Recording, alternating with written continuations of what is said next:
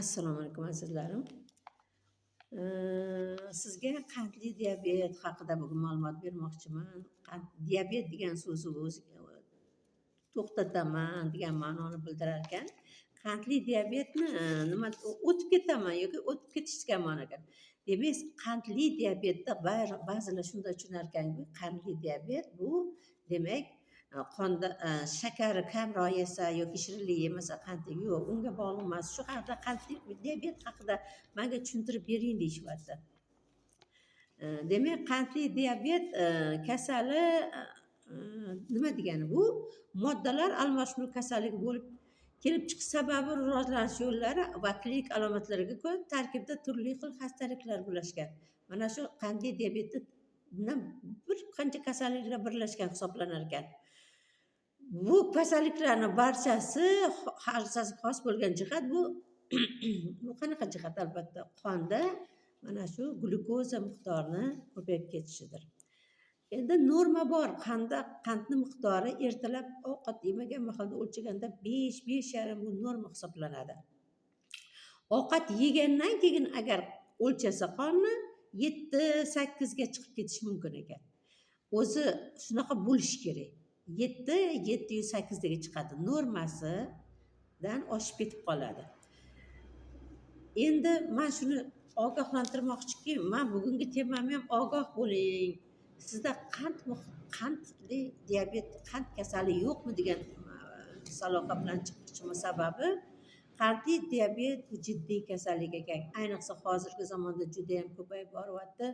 Juda qiyin, juda ham ko'payib boryapti. Mabodo bemor o'z vaqtida bu davolanmasa, organizmda chuqur o'zgarishlarni yuz berib, uni asoratlari rivojlanib ketishiga va ba'zi hollarda qandli diabetning asoratlari haqida sizlarga tushuntiraman. O'limga ham olib keladi. Bu holatni juda ko'p bilasizlar. Endi men aytmoqchimanki, xo'sh, qonda qand yoki glyukoza qayerdan keladi? Qayerdan keladi? Albatta oziq-ovqatlar orqali kiradi. Odam iste'mol qiladigan oziq-ovqatlar mahsulotlari asosan 3 xil bo'ladi, bilib olinglar. Oqsil, yog' va uglevodlar. Oqsillar, yog'lar va uglevodlar deb. Oqsil tana uchun bitta qurilish, masalan, binoni quriladigan materiallari bor, masalan, nima deydi, taxta, g'isht. Mana bu material. Shuning uchun organizmning materiali tanamizni ushlab turadigan narsa bu oqsil ekan. Xo'sh, uglevod bilan yog'lar esa bizani organizmga albatta nima berar ekan? Kuch-quvvat berar ekan. Shu jumladan demak glyukoza organizmga quvvat beradi.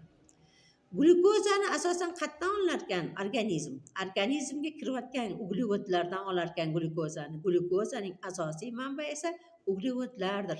Siz o'ylayapsizki, faqat shirinlik yemasam taqataq yo'q. Shu yeyotgan ko'p uglevodli mahsulotlar natijasida ham qonda qand miqdori, ya'ni glyukoza ko'payar ekan.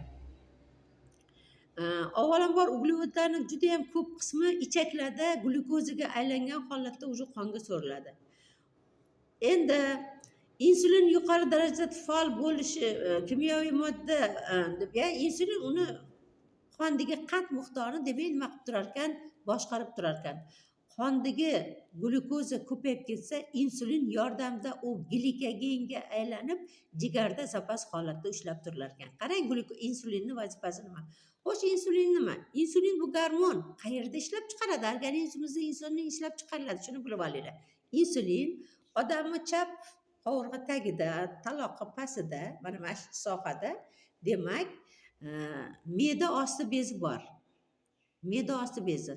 Ruschasiga поджелудочная железа deyiladi. Ana shu bezni Langerhans degan orolchasi bo'ladi. Ana shu hujayrali joyi, ya'ni gormon, insulin gormon ishlab chiqaradigan sohasi bo'ladi. Ana shu joyda demak hujayralar ishlab chiqaradi. Ana shu quvvat hosil qilish uchun sarflangan glyukozaning bir qismi insulin ishtirokida, demak, aytdim sizga, glikogenga aylanib zapas holatda turar ekan jigarda. Ovqatlanish tashqaridan agar glyukoza kelmay qolsa, glyukoza bizga aytdim energiya uchun kerak. Qarang, glyukoza kerak, bu bizga quvvat beradi. Mana shuning uchun ham nima uchun sahr kasallarda Gavdasini ko'rsangiz gavdalida quvvatim yo'q, yurishga holim yo'q. Sababi u yerda qand qand glyukoza miqdori yig'ilib qoldi organizmda qonda va organlarga bormayapti. Ya'ni organlarga quvvat bag'ishlamayapti. Tushunyapsizmi? Shuning uchun ham glyukoza organizmga energiya beruvchi vosita hisoblanadi, mahsulot hisoblanadi. Agar mana shu ovqatlanish ikkita ovqatingiz orasida demak glyukoza yetishmay qolsa, darrov haligi organizmdagi zapas holatdagi glikogen boru jigarda turgan ana shu glyukozaga aylantiradi. Endi agar jigar va mushaklarda to'plangandan so'ng glyukozani muayyan miqdori o'sha joy normadan ortib qolsa, insulin yog' aylantiradi hamda teri ostiga qarang. Mana shu sahr kasallarda mana shu holat bo'ladiki, demak insulin glyukozani nima qilmayapti, ta'sir kuchi kam. Ana shunda glyukoza yog'ga aylanar ekanda, ya'ni o'sha kirayotgan oz miqdordagi insulin uni yog'ga aylantirib, uni teri ostiga, ya'ni yog' kletchatlariga yig'ilishiga ko'maklashadi. Xullas, ovqat bilan kirgan glyukoza insulin yordamida o'zlashtiriladi. Turli sabablarga ko'ra tanada insulin yetishmovchiligi yuzaga kelganda qanday diabet kasalligi albatta har qanday odamda ham rivojlanishi mumkin. Bu o'zida qandli diabet rivojlanayotganini ancha paytgacha bo'lmaydi. Demak, insulin tanqisligi oqibatida glyukoza quvvat hosil qilish uchun ham sarflanadi yoki butunlay sarf bo'lmaydi. Natijada oqsil, yog' va glikogendan yana glyukoza hosil bo'lishi kuchayib ketadi. Ana shunaqa qilib demak, qandli diabet kasallarning demak qonida glyukoza ortiqcha miqdorda bo'ladi. Endi siz bilan biz bilamiz, biz doktorlar bilamiz va undan tashqari ko'pchilik biladi, qandli diabet ikki xil bo'ladi. Qandli diabetning birinchi turi va ikkinchi turi. Birinchi turi insulinga qaram turi hisoblanadi. Uni organizmga insulinni kirishi shart. Birinchi tur diabet insulinning mutlaq yetishmasligi natijasida kelib chiqadi. Demak, o'sha me'da osti bezining langergan arolchalarida insulin kam miqdorda ishlab chiqarilyapti. Shuning uchun kelib chiqadi. Bu turdagi ko'proq eshitib olinglar, birinchi tur ko'proq o'smirlar va o'spirinlik yoshda paydo bo'ladi. Kasallik odatda yuqumli xastaliklar kechirgandan keyin yuzaga so'ng keskin boshlanadi. Ular insulinsiz mana shu demak birinchi tipdagi qandli diabet kasallari insulinsiz yashay olmaydi. Bularda birinchi tip qandli diabeti belgilari chanqash, og'izni qurib qolishi, katta miqdorda peshab ajralishi. Ularda juda ham ko'p, hattoki bir kunda 3-5 litrgacha, ba'zan 7-8 litrgacha peshab ajraladi va qancha suv ichsa shuncha suv organizmdan chiqib ketadi. Mana shu birinchi tip qandli diabetga diagnoz qo'yishdan oldin vrachlarga borishdan oldin orada endi 5-10 kilogrammgacha ozish hosil bo'ladi. Ya'ni ozadi. Ozgani sababi unga organizmda glyukoza qonda turibdi. Organlarga bormayapti-da. Ana demak, u organizmda ozish prosessi yuzaga keladi. Endi ko'p uchraydigan turi albatta qandli diabetning ikkinchi turi. Ko'proq kattalarda uchraydi. Mana menda ham qandli diabetning ikkinchi turi bor. Kattalarda uchraydi. 40 yoshdan oshganda, ayniqsa 50-60 yoshli odamlarda juda ko'p kuzatiladi. Bu turda insulinning nisbiy yetishmasligi sodir bo'ladi. Ikkinchi turga chalgan bemorlarning 85% semiz bo'ladi. Ana qarang. Men sizlarga bu temada aytganman, ojiz, semirish degan temamda aytganmanki, mana shu ikkinchi tur qandli diabetga chalinmaslik uchun ham ayniqsa semiz odamlar ozishga harakat qilinglar. Yeyotgan ovqatingizga ahamiyat beringlar. Yeyotgan ovqatingizni qorningiz to'ymasdan turing. Kam ovqatlar noying, nima qilib bo'lsa ham ozing. Sababi 50-60 yosh, 40dan keyin 50-60 yoshda albatta ularda qandli diabetni ikkinchi xil nima qilar ekan, rivojlanar ekan. Shuning uchun natijada mushak yog' to'qimalarining insulinga sezgirligi pasayib ketadi va insulin nisbiy yetishmasligi sabab qandli diabet kelib chiqar ekan. Endi ikkinchi tip qandli diabetda ham boshlanishda qanaqa belgilar bo'ladi? Og'iz qurishi albatta bo'ladi. Chanqash, ozish kabi alomatlar unchalik yaqqol bilinmaydi. Endi chanqash ham ko'p suvni aytdim sizga, ikkinchi turda chanqashni ham ba'zilar his qilmaydi. Yaqqol bilinmas ekanda, his qiladi lekin yaqqol bilinmaydi. Bemorlarning bir qismida ozish umuman kuzatilmas ekan. Qarang, unda organizmda qandli diabet kasali ketyapti, rivojlanyapti, lekin ozish umuman kuzatilmas ekan ozish. Ular qachon biladi qandli diabetligini? Ularda holsizlanish, toliqish, charchash, bezovta qila boshlaydi. Qarang, semiz odamlarda. Nega? Toliqyapti, g'o'dasi kuchli. Chunki glukoza organlarga energiya sifatida bormayapti, deb qonda yuribdi. Ana shuning uchun ularda demak ozish umuman kuzatilmay turadi, shu semizligicha yuraveradi. Lekin toliqish, charchash, bezovta qiladi. Sekin rivojlanish uchun bemor kasallikni sezmay qoladi. Demak, albatta uni sekin rivojlanganligi uchun kasal sezmayapti. Keyin teriga har bir furunkulyos yaralar chiqa boshlar qan. O'sha semiz odamlarda. Ba'zi bemorlarning tishlari parodontoz natijasida to'kilib ketadi-da. Ana shu parodontoz bo'yicha tishga murojaat qilgandan keyin yoki shu o'ziga kelib chiqqan kasalliklarni vrachga ko'rsatgan natijasidagina bilib qoladi u o'zida sahr borligini. Shuning uchun ham qondagi qand miqdorini albatta o'rtoqlar bir yilda hech bo'lmasa bir marta yoki 2 marta qonda qand miqdorini tekshirib yursangiz, bu sizga foyda bo'ladi. Qandli diabetdan to'g'risini aytganda butunlay yo'q bo'lib ketmas ekan qandli diabet. Chunki organizmdagi proses bu. Organizmdagi demak modda almashinuv buzilishi bizda bo'ladi. Shuning uchun butunlay, ayniqsa ikkinchi tipda butunlay tuzalib, birinchi tipida albatta, ikkinchi tipida ham tuzalish bo'lmas ekan, ammo bemorlar yaxshilab davolanib tursa, xuddi sog'lom odamdek yashar ekan deyapti. Endi men nima qilishlarimni aytganman sizlarga. Endi eng vahmali tomoniki, qandli diabet bilan davolanmasa nimalarga olib kelar ekan? Birinchidan, u asosan qon tomirlarini shikastlar ekan. Qarang, qon tomirlarini shikastlab, bu qon tomirlari qandli diabetda shikastlanishini bizani tibbiyotda, meditsinada diabetik angiopatiya deyiladi.